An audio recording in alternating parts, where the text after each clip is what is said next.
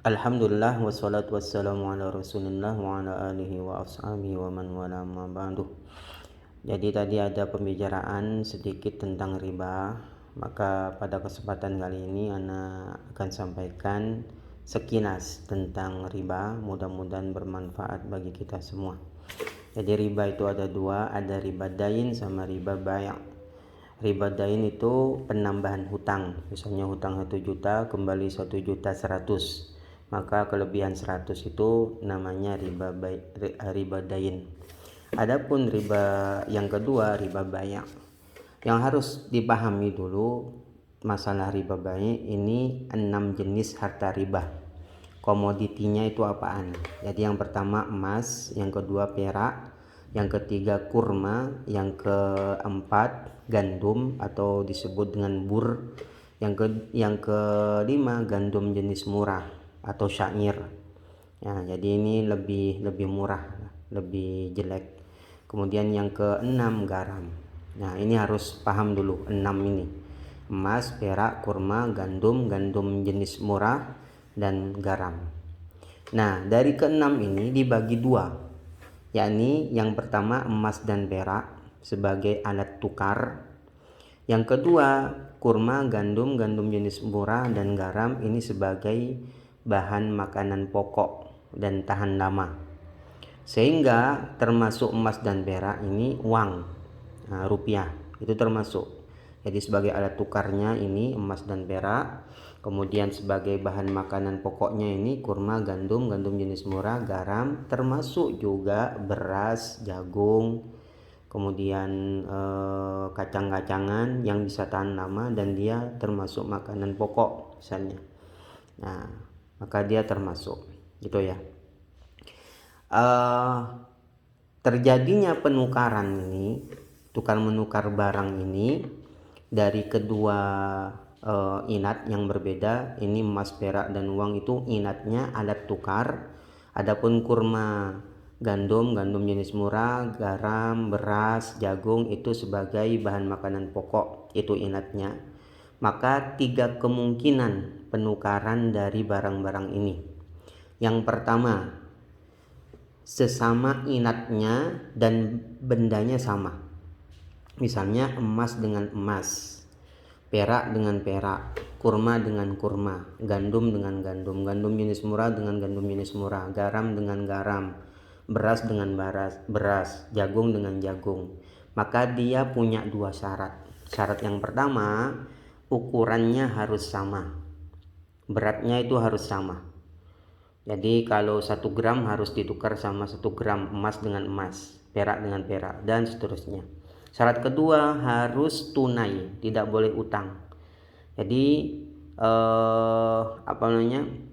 tidak boleh hutang. Emas sekarang punyanya si A ditukar dengan emas punyanya si B, tapi emas yang si B besok ngasihnya, itu nggak boleh. Jadi syaratnya harus 2, beratnya sama dan harus tunai saat itu juga. Itu maksudnya tunai. Itu ya. Nah, ini yang pertama. Yang kedua, kemungkinan yang kedua, bendanya beda tapi satu inat. Misalnya emas tukar dengan perak, ini satu inat kan, meskipun bendanya nggak sama. Atau perak tukar sama uang, jadi sama-sama alat tukar. Atau kurma tukar sama gandum tukar sama garam, garam tukar sama beras misalnya. Dia itu kan sama inatnya, bahan makanan pokok, meskipun bendanya beda. Maka dia hanya satu syarat. Jadi syaratnya dia harus tunai. Adapun beratnya tidak harus sama. Sehingga misalnya emas tukar sama perak, ini kan bendanya beda tapi satu inat. Atau emas tukar sama uang, dia beratnya boleh beda. 1 gram tukar sama 2 gram perak misalnya. Tapi harus tunai saat itu juga. Sehingga beli emas tidak boleh online. Beli emas tidak boleh online. Kenapa? Karena menukar emas dengan uang 1 inat, bendanya memang nggak sama tapi 1 inat, maka harus tunai. Adapun online dia kan nggak tunai, beli sekarang datangnya 3 hari kemudian misalnya, dia tidak tunai, gitu ya. Atau kurma tukar sama gandum, boleh beratnya beda tapi harus saat itu juga tunai. Nah, ini kemungkinan yang kedua. Kemungkinan yang ketiga, penukaran berbeda inat. Misalnya emas tukar sama kurma. Meskipun sama-sama benda riba, 6 komoditi harta riba, tapi dia beda inat. Ya, perak tukar sama gandum atau uang tukar sama kurma. Maka dia tidak ada syarat. Tidak ada syarat sama sekali. Nah, tidak ada persyaratan, tidak harus sama ukurannya dan tidak harus tunai. Gitu ya. Sehingga beli kurma dengan online, berarti kan uang tukar sama kurma dengan cara online itu boleh karena beda inat. Nah, tadi penjelasannya dari Ana pas kajian itu masih kurang penjelasannya. Jadi beli kurma secara online itu boleh. Kenapa? Karena beda inat. Itu ya. Jadi itu 3 kemungkinan. Kemungkinan pertama sama-sama bendanya satu inat. Nah, emas dengan emas, perak dengan perak dan seterusnya. Maka dia syaratnya 2, harus jumlahnya beratnya sama dan harus tunai. Ya, harus tunai. Istilahnya itu mislan bi mislin, sawaan bi sawain, yadan bi yadin.